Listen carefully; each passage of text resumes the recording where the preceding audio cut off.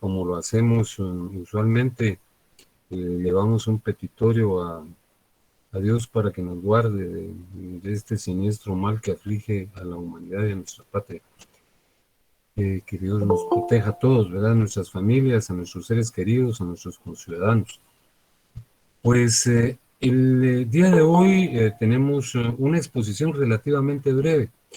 Vamos a hablar de la propiedad horizontal, pero el día de hoy solo vamos a hacer alusión a su decurso histórico, eh, para que el día jueves abordemos la temática de la legislación contenida sobre esta importante figura en nuestro Código Civil, que es el Decreto Ley 106. Fíjense que hemos venido hablando de la copropiedad.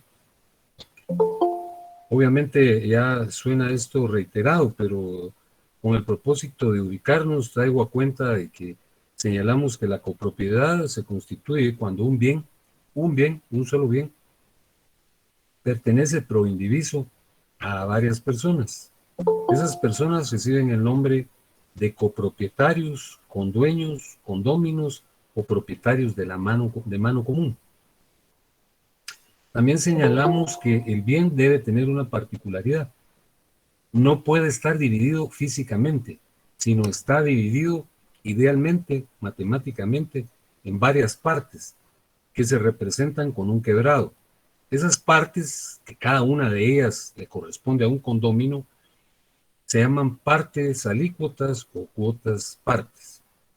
Luego hicimos alusión a las facultades de los condóminos o condueños, trayendo a cuenta que, al igual que en la propiedad, en la copropiedad hay facultades de uso y aprovechamiento y facultades decisorias, ¿verdad? De disposición. Los copropietarios pueden hacer uso y aprovecharse de la fracción que les corresponde y pueden decidir en torno a la venta o donación de su parte. Hablamos del derecho de tanteo, que es el derecho de preferencia. Si uno de los condóminos desea vender la cuota parte que le corresponde, previamente debe darle noticia a los otros condóminos para que hagan uso de su derecho de preferencia durante un lapso que no puede ser mayor de 15 días. Esta es una notificación por escrito.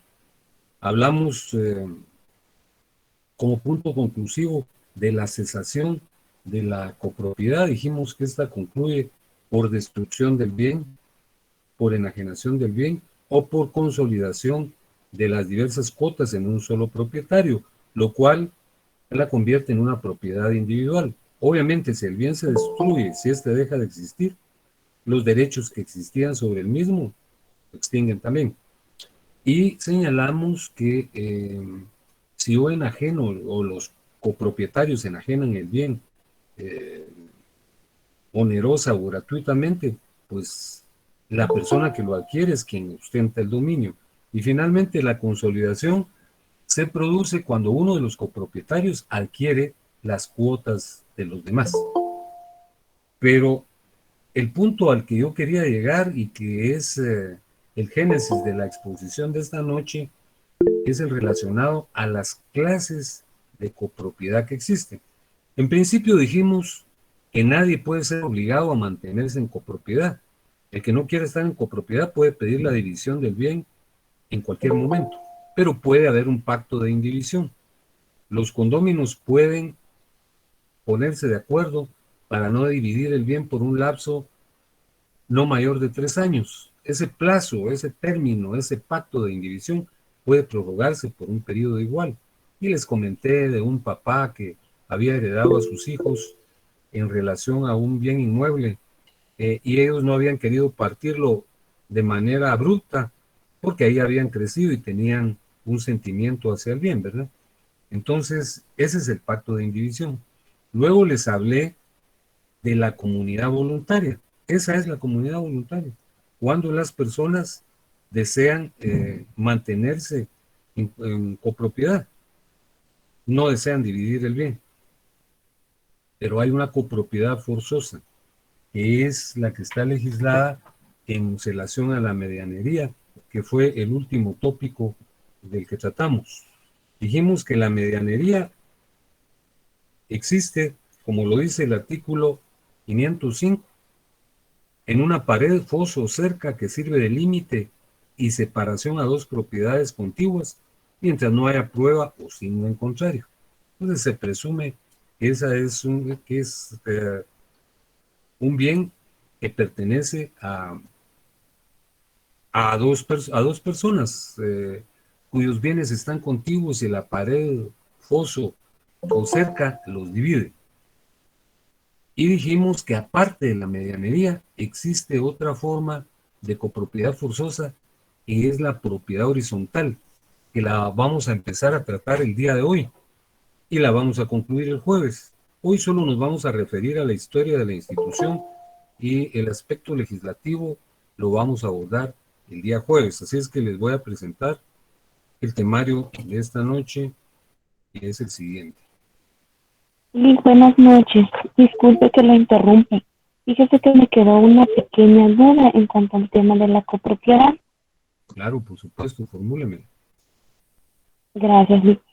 Si el copropietario vende la parte que le corresponde, en el entendido de que los otros no quieran comprar esa parte, les da la opción, les plantea que quiere vender su parte y ellos le dicen, véndela. ¿Estos copropietarios deben autorizar esta venta o simplemente no, ellos no firman nada? El copropietario vende su parte por su lado en el tema de escritura, diría yo. ¿Qué sucedería en ese aspecto? Fíjese que le escuché con dificultad, pero lo que le entendí es lo siguiente. Si un copropietario vende la cuota parte que le corresponde, él ingresa a la copropiedad.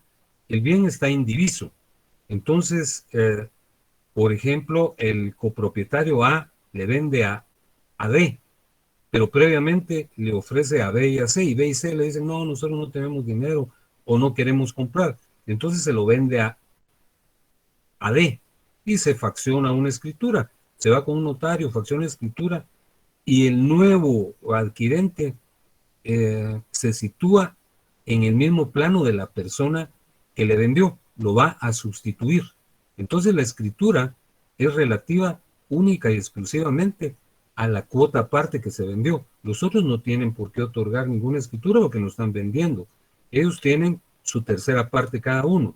La única transmisión que se hace es la de la tercera parte que vendió a D. No tienen que intervenir los otros.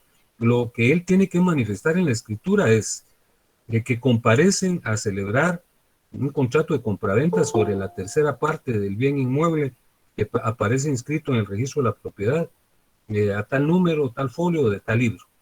Y luego consigna que les avisó haciendo aplicación del derecho de tanteo a los otros copropietarios y que los propietarios manifestaron por escrito que ellos no estaban interesados y que por eso se lo vende a D y D lo viene a sustituir a él. Es decir, A, el que está vendiendo, sale de la comunidad y lo sustituye a D. Pero los otros no tienen que otorgar escritura ni nada. El que la otorga es él, ¿verdad? Él lo viene a sustituir. Entonces siempre habrán tres copropietarios, solo que ya no serán A, B y C, sino serán D, B y C. No sé si Gracias, eso... Luis, muy amable. Por nada. Sí, me ha quedado claro, es que sí tenía esa duda desde hace una semana, pero ahora me queda muy claro. Gracias, Luis. Bueno, espero que en efecto esté claro el asunto. Bueno, ahora vamos a hablar sobre la propiedad horizontal, que es la otra forma de copropiedad forzosa. Fíjense que esta es una institución muy peculiar a partir de su nombre. Yo deseo, en primer lugar, que nosotros consultemos el artículo 528 del Código Civil, que es el único que vamos a consultar esta noche, y porque luego vamos a hacer referencia a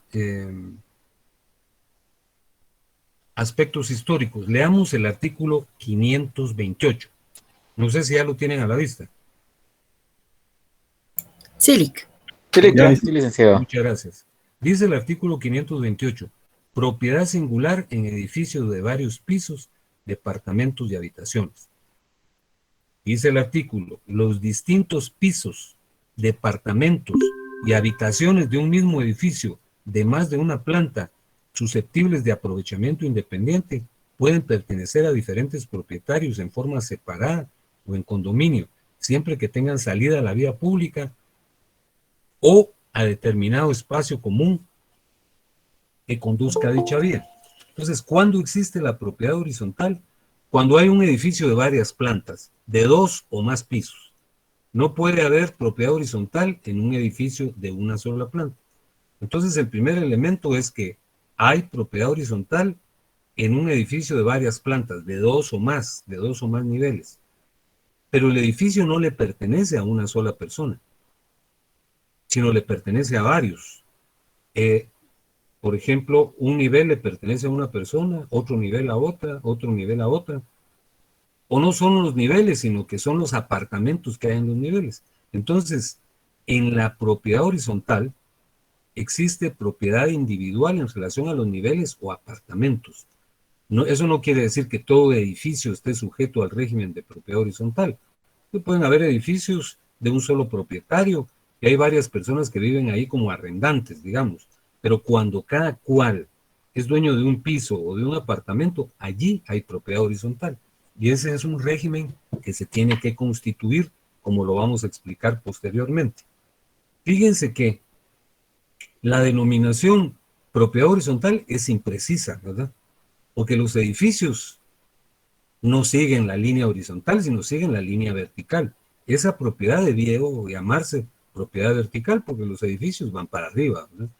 La línea horizontal es la que sigue la línea del horizonte, de tal cuenta que una serie de construcciones chatas, o sea, de un solo nivel, esas debieran llamarse propiedad horizontal, pero aquí por alguna razón que uno no alcanza a entender, porque ningún texto, o casi ningún texto, yo no he encontrado alguno que explique por qué se le llama propiedad horizontal, porque es un nombre ilógico, repito, porque los edificios se alzan, ¿verdad? Y rebasan la línea del horizonte.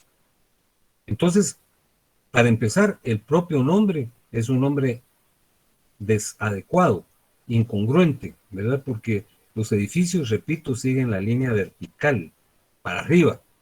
La línea horizontal sigue la línea del horizonte, pero por las razones que fuera, se le conoce como propiedad horizontal. Vamos a hablar en términos de generalidad de el origen de la institución que estamos examinando.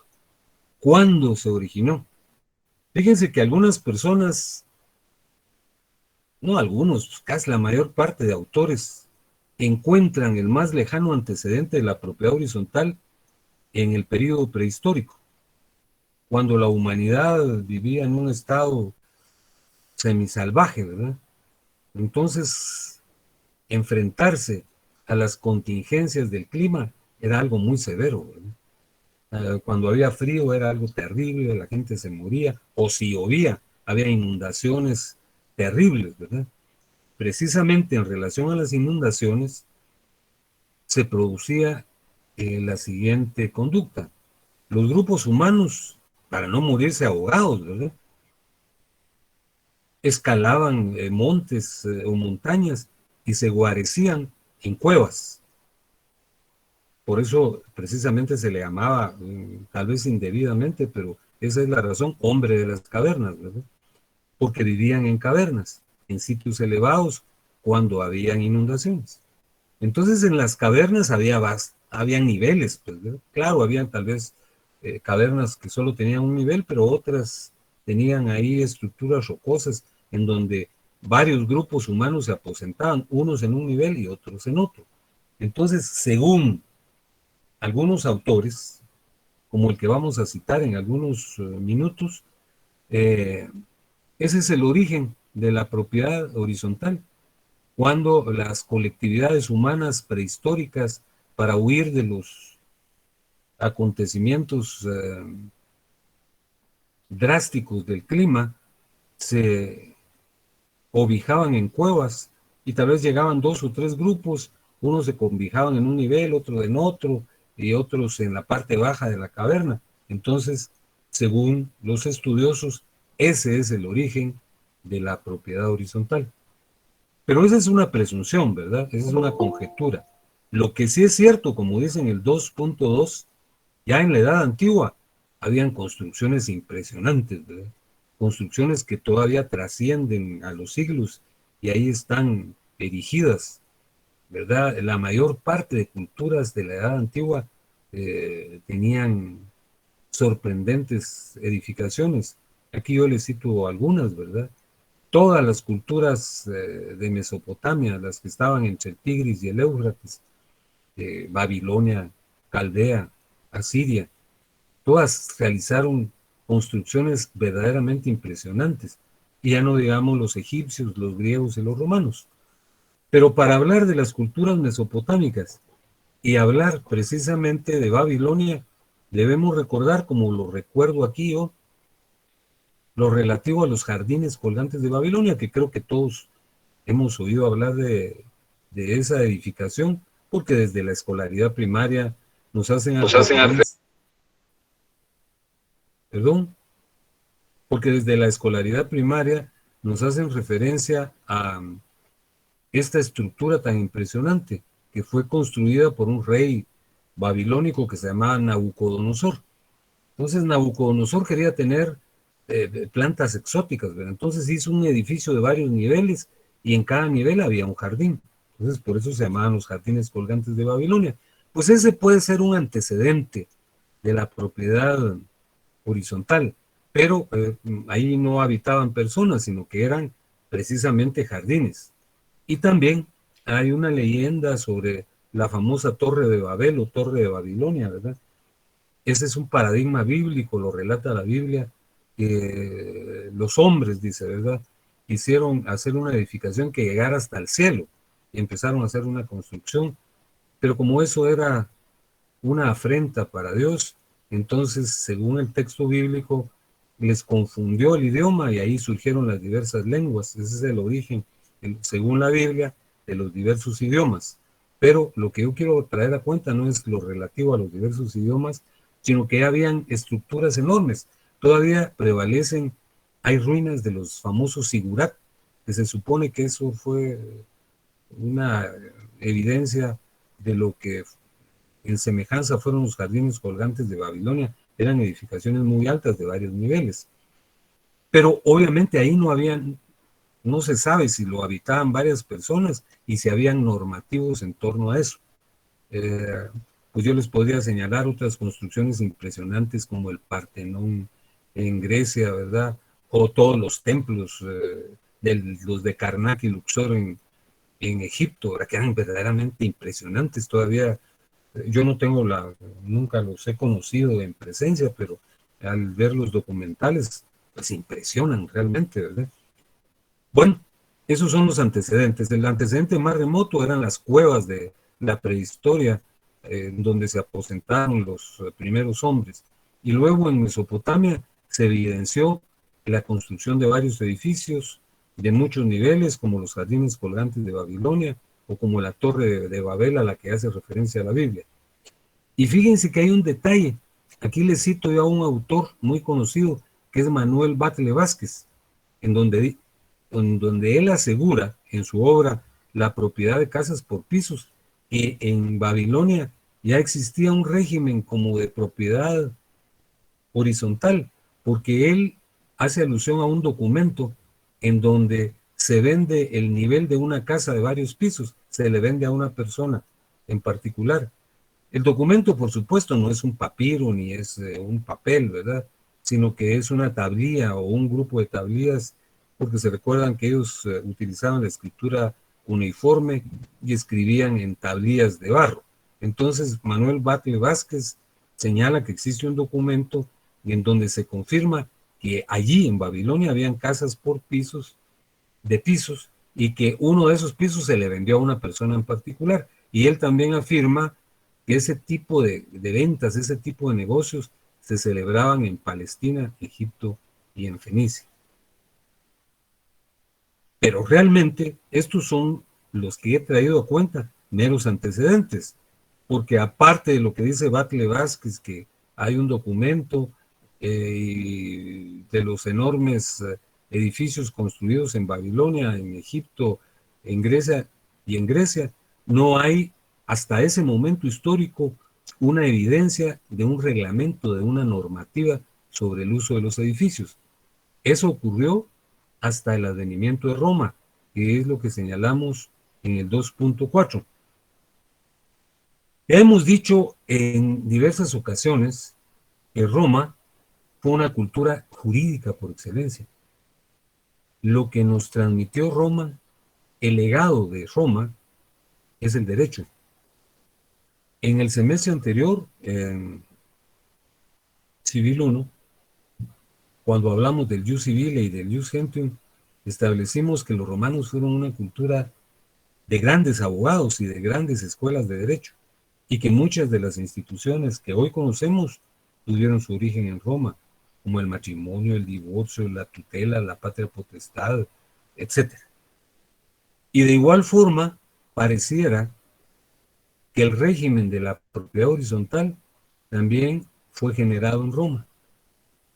Hay un episodio muy interesante que nos narra Ulpiano, aquí se los estoy comentando. Ulpiano refiere que era común que en torno a los mercados existieran edificaciones de varios niveles, ya que los comerciantes en tales edificaciones constituían su vivienda en el primer nivel y los otros eran utilizados como bodegas. Ulpiano narra que generalmente en los mercados, que eran centros de comercio, existían a su alrededor edificaciones de varios niveles, porque los comerciantes que hacían vida comercial, ¿verdad? Construían esos edificios a propósito para vivir en ellos y utilizar los niveles superiores como bodegas de sus productos. Entonces, ahí no se habla todavía de una regulación, sino se habla de un régimen de propiedad horizontal de hecho. Pero el mismo Batlle Vázquez nos habla que en el Digesto hay 3 textos, uno de Papiano y 2 de Ulpiano, el personaje que yo les acabo de señalar, en donde se fija hasta la fecha en que apareció la propiedad horizontal. Bueno, del Digesto hablamos en Civil 1. El Digesto es una parte del Corpus Juris Civile, ¿verdad? Que era una compilación de textos que realizó Justiniano. Pues en 3 de esos textos se hace alusión a este aspecto muy importante. Según esa referencia, la propiedad horizontal empezó sistemáticamente, ya regulada y normada, en el año 298 de la fundación de Roma. Los romanos no tenían el calendario gregoriano de nosotros, por supuesto, ¿verdad? Sino que tenían su propio calendario. Ellos contaban los años a partir de la fundación de Roma. Entonces, en el año 298, a partir de la fundación de Roma, se distribuyeron unos terrenos y se emitió una ley que se llamaba Ley de Sicilia. Entonces, se autorizó que los plebeyos, como dice el 2.5, habitaran en una montaña que era el Monte Aventino, y se les dio terreno. Pero como eran personas de recursos precarios, todos unieron sus esfuerzos y construyeron edificios, y cada nivel le correspondía a cada familia. Entonces ahí ya se había emitido una ley. Entonces, repito, según Batlle Vázquez, que es el autor al que estamos invocando en este momento, en el propio Digesto se hace contener la fecha en que empezó estrictamente la regulación de la propiedad horizontal, que fue con la emisión de una ley llamada Ley de Sicilia, y se les distribuyó a los plebeyos terrenos en el Monte Aventino, y ellos, como no tenían para construir casas individuales, reunieron esfuerzos y construyeron edificios y se asignaron niveles donde vivía cada familia. Bueno, ya sabemos quiénes eran los plebeyos, ¿verdad? Los romanos eran una sociedad estratificada. Por un lado estaban los patricios, que eran los nobles, los acaudalados, los adinerados, era la clase dominante, y los plebeyos era la plebe, ¿verdad? El sector pobre de Roma. No tenían dónde vivir y les dieron terreno para que vivieran en el Monte Aventino, pero se emitió una ley no solo para adjudicarles el terreno, sino para facultarlos para que construyeran edificios y cada piso o cada nivel correspondía a una familia. Entonces, fíjense que lo interesante, lo sugestivo de este asunto es que ellos podían edificar y edificar, porque el límite, como dice el 2.6, era el cielo. Si topaban en el cielo, ya no podían seguir construyendo. Bueno, ahí surge formalmente la propiedad horizontal. Pero es en la Edad Media donde se prolifera la propiedad horizontalmente dividida. Y les voy a explicar por qué.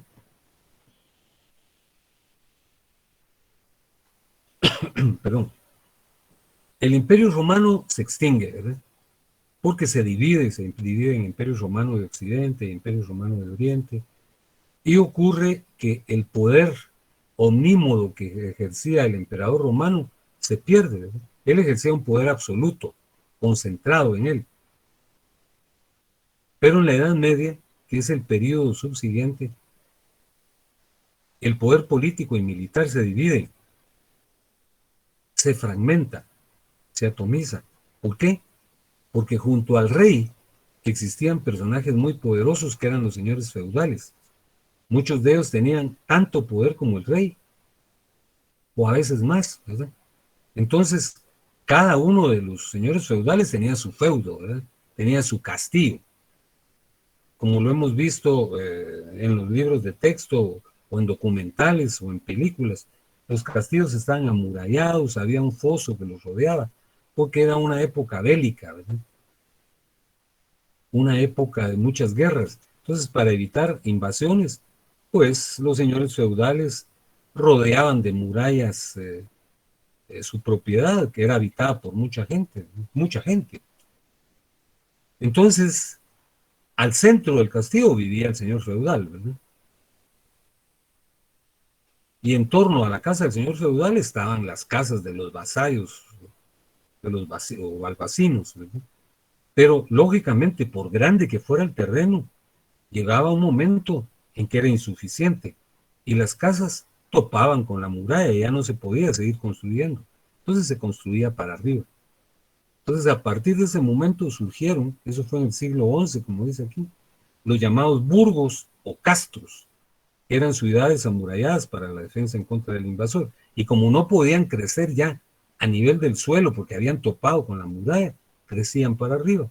Entonces ahí se emitieron también normativos para regular ese aspecto. Entonces, en Roma se sistematizó y en la Edad Media se difundió.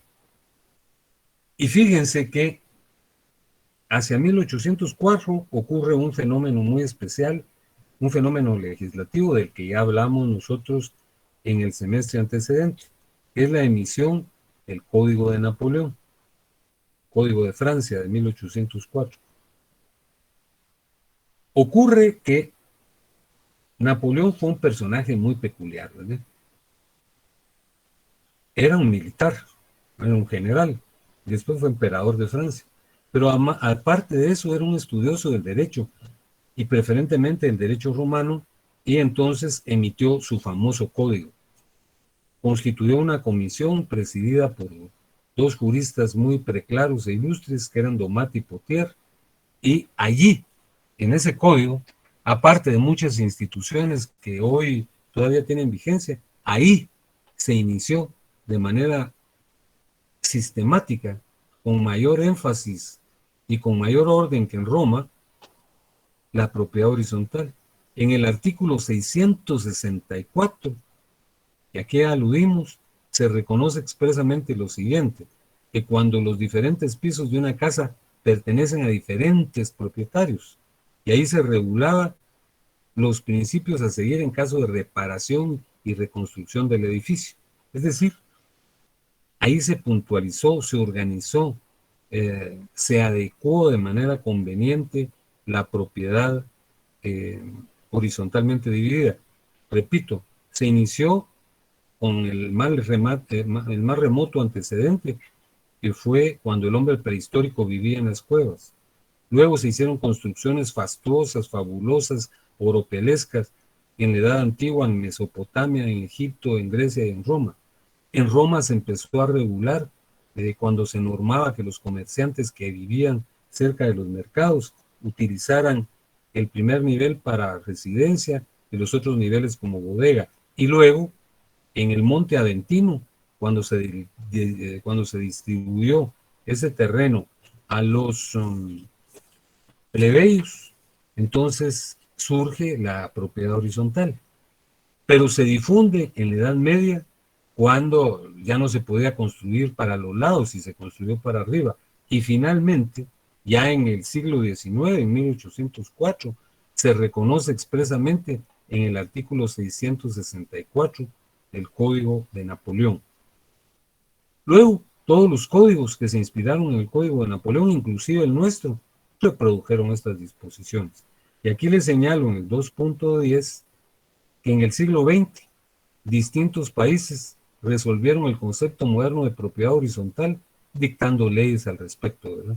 Aparecieron las leyes de manera generalizada en Bélgica en 1921, Bulgaria en 1933, Francia emitió una nueva ley en 1938 y en España en 1939. Ese es el panorama general, pero ahora hablemos de los antecedentes históricos de la propiedad horizontal en Guatemala. Aquí en los dos primeros numerales les hago alusión a algunos antecedentes en Guatemala. Lo cierto del caso es que aquí sí existió la propiedad horizontal desde el primer Código Civil. Ustedes recordarán, porque lo estudiamos el año anterior, que en Guatemala han existido 3 códigos civiles. El primero fue el de 1877, el que produjo la reforma liberal cuando el presidente era Justo Rufino Barrios. El de 1933 y el actual, que es el Código Civil de 1963. Bueno, pues en el Código Civil de 1877, el que promulgó el gobierno de Justo Rufino Barrios, ya en el artículo 1265 se reconocía la propiedad horizontal, ¿verdad?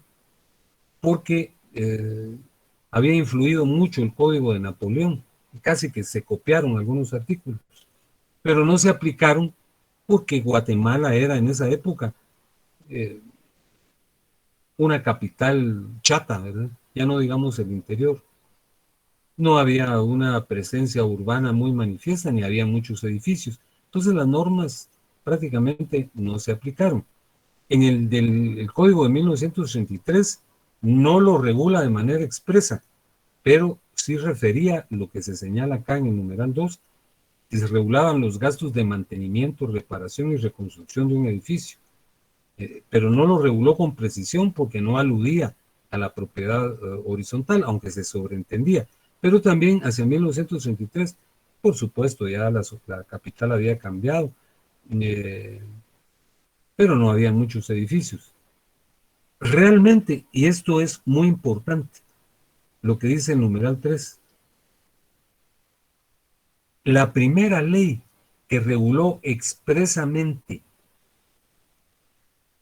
el régimen de propiedad horizontal es esta ley contenida en el decreto 1318 que fue emitido en septiembre de 1959. Se llamaba Ley de la Propiedad Horizontalmente Dividida. Esa es en rigor la primera ley. La del Código Civil del 77 se hacía una referencia, pero no era aplicable porque les repito que no había muchos edificios, y de la misma forma en el Código de 1933 no aludía a la propiedad horizontal, aunque tácitamente se sobreentendía que cuando hablaba de mantenimiento, reparación y reconstrucción de un edificio, se refería a este tipo de régimen, pero ya con posterioridad, ya llegando casi o después de la mitad del siglo XX, surge esta ley que fue muy importante. Por cierto, el anteproyecto lo redactó un muy ilustre abogado guatemalteco, que era el licenciado Julio Caballeros Galindo. Era cuando las leyes las hacían personas expertas en las materias que eran propuestas, ¿verdad? Esta ley reguló ese aspecto de manera muy breve, porque en 1963 se emitió el nuevo código. Se derogó la ley y la regulación de la propiedad horizontal quedó incluida en el nuevo código, ¿verdad? Que es donde está, es lo que vamos a estudiar el jueves venidero. Aquí hasta aquí llega mi exposición histórica relacionada con la legislación en Guatemala, primero Justo Rufino Barrios, luego el Código del 33, luego la de 1959, que era una buena ley, que fue derogada, como les señalo, cuando se emitió el Código Civil de 1963. Pero aquí les traigo algunos datos que a mí me pareció conveniente presentárselos porque pues a mí me parecen impresionantes. Fíjense que el primer edificio sometido al régimen de propiedad horizontal e inscrito así en el registro de la propiedad es un edificio que se llama Horizontal 1, que está en la Cuarta Avenida y Novena Calle, en la esquina. Su número es el 888 y era propiedad de una empresa que se llamaba Inmobiliaria y Valores S.A. Fíjense que como el tiempo transcurre de una manera sorprendente, ¿verdad? Ese edificio y la zona 1 en términos de generalidad era un lugar muy especial. Ahí se centraba la vida social y comercial del país, ¿verdad? Ya no en la zona 9 ni en la zona 10, sino era la zona 1. La avenida más importante de la capital era la Sexta Avenida. Ahí estaban todos los comercios y restaurantes. Era una calle lujosa para la época, ¿verdad? Y este fue el primer edificio, al punto que muchos abogados de aquella lejana época ahí tenían sus oficinas, las adquirieron rápidamente. Habían abogados y odontólogos que tenían ahí sus clínicas. Entonces, pues ahí está el edificio todavía, ¿verdad? Es un edificio que ahora pues pasa desapercibido y comparado con otras construcciones, pues es un edificio de presencia modesta, pero para la época era un edificio muy significado, ¿verdad? Y para muchos de los que ahí situaron sus bufetes era un lujo estar en ese lugar, ¿verdad? Como decir ahora el edificio Géminis, ¿verdad? Algo así era, ¿verdad? Claro que el Géminis es mucho más impresionante. Y aquí les incluyo otro dato que a mí me parece importante, que esto no es meramente jurídico. En la década de 1990, del 90 al 2000, ya habían 260 edificios sujetos al régimen de propiedad horizontal. Y fíjense que ahí consultando también con algunos colegas, por ejemplo, la licenciada Claudia Figueroa Perdomo, que ahora ya no es, pero fue durante mucho tiempo registradora auxiliar del registro de la propiedad, nos comentaba y nos ilustraba este dato que yo les traslado a ustedes, que el primer complejo que estuvo sujeto al régimen de propiedad horizontal, pues de manera que daba inclusión a muchas familias, fue el complejo de Nimajuyú, en la zona 21, ¿verdad? Que fue en 1989 cuando se registró, aunque como dice otro colega, el colega Rafael Quevedo, fue asesor del Banco Nacional de la Vivienda, ¿no? El BAMBI, que ahora ya no existe. Ese complejo era gigantesco para la época, porque tenía 4 edificios, habían 22 módulos y ahí vivían 160 familias. Este dato él también me lo proporcionó. Que dice que la planificación se hizo en 1978, pero la construcción empezó hasta 3 años más tarde, en 1981, y se concluyó en 1985. Bueno, ahí concluimos la exposición de esta tarde. Y como de costumbre vamos a hacer unas preguntas breves, ¿verdad? Por ejemplo, le pregunto a Laura Ninet Alonso.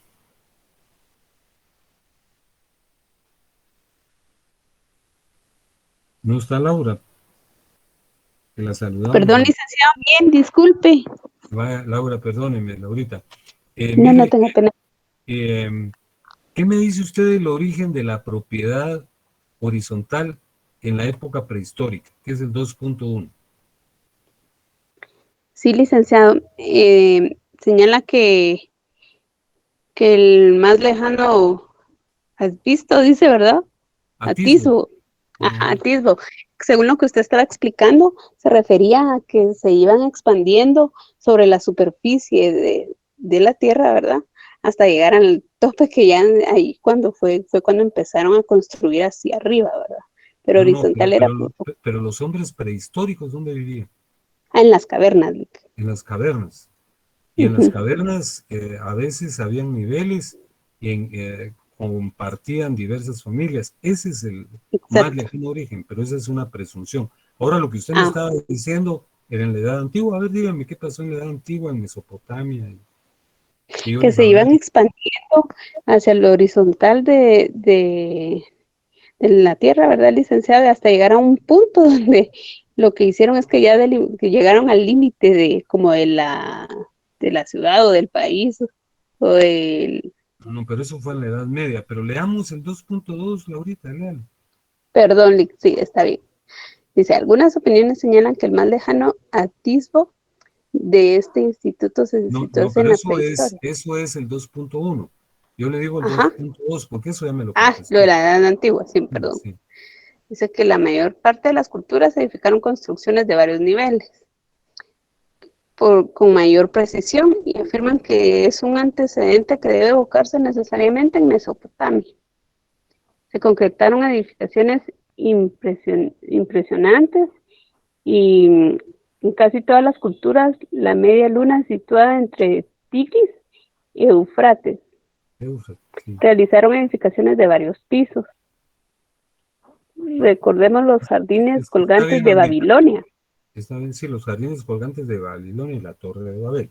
Muchas gracias. Okay. Oye, No, Lica, eh, usted disculpe. no, está bien. No, está muy bien. La cosa es participar, es importante. No, está muy bien, Laurita, no tenga pena. Vale, Eh, gracias. no se preocupe. A ver, le pregunto a Marcos Higueros, por favor. Sí, dígame, Nick. ¿Qué tal, Marcos? ¿Cómo está? Aquí miren, licenciado. Bien, Fíjese gracias. que... Sí, perdón. Aquí bien, gracias, digo, perdón. Vaya, Marcos, mire, en Roma, donde ya se sistematizó lo relativo a la propiedad horizontal, como dice el 2.4, ocurría algo en los mercados. Cuéntenlo, por favor. Ahí dice que Ulpiano refiere. ¿Qué era lo que pasaba en los mercados? Dice que lo común en torno a los mercados era que existieron edificaciones de varios niveles, ya que los comerciantes constituían ahí su vivienda en el primer nivel y los demás eran utilizados como bodega. O sea, tenían un nivel para guardar su mercancía y el otro nivel lo utilizaban ellos para vivienda. O Así sea, es, tenían dos pisos, así se es, podría decir. Así fue como comenzó en Roma, ¿verdad? así es. Muchas gracias, soy muy amable. Sí, Muchas gracias. es una muy buena respuesta. A ver, le pregunto a Jorge Alexander Caal. Buenas noches, Rick. ¿Qué Dígame. tal, Jorge? ¿Cómo ha estado? Ahí, Bien, bien, bien, gracias. ¿Qué tal? qué bueno, Jorge. Mire, le formulo una pregunta que está en el 2.5. ¿Qué ocurrió en el Monte Aventino en el año 298 de la fundación de Roma?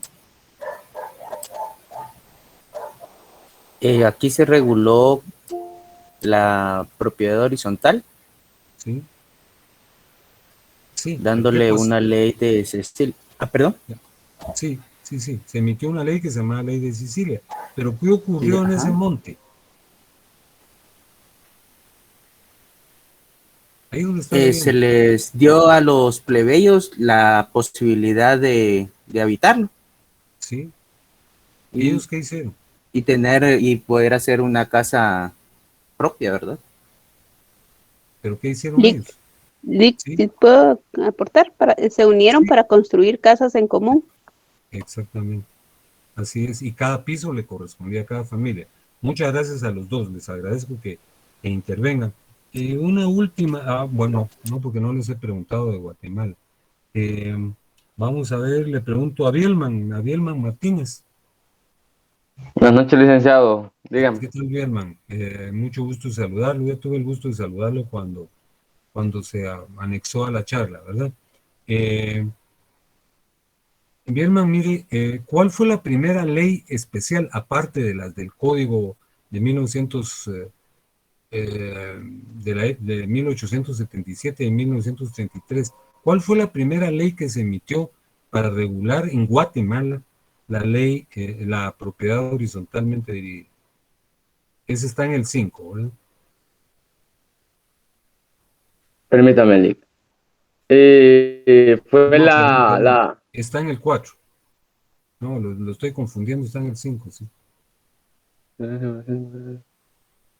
lo estoy Están en la confundiendo. 3. Está en la 3, sí, exactamente. Muchas gracias. Es la propiedad horizontalmente dividida del decreto 3 de 1318 del Congreso de la República. Sí, exactamente. ¿Quién hizo el proyecto de esa ley? Es el licenciado Julio Caballeros Galindo. Muy bien, muchas gracias. Soy muy fino. Le agradezco mucho. Y para concluir, a ver, Gracias. ¿a quién le pregunto? A Kevin Miguel. Buenas noches, licenciado.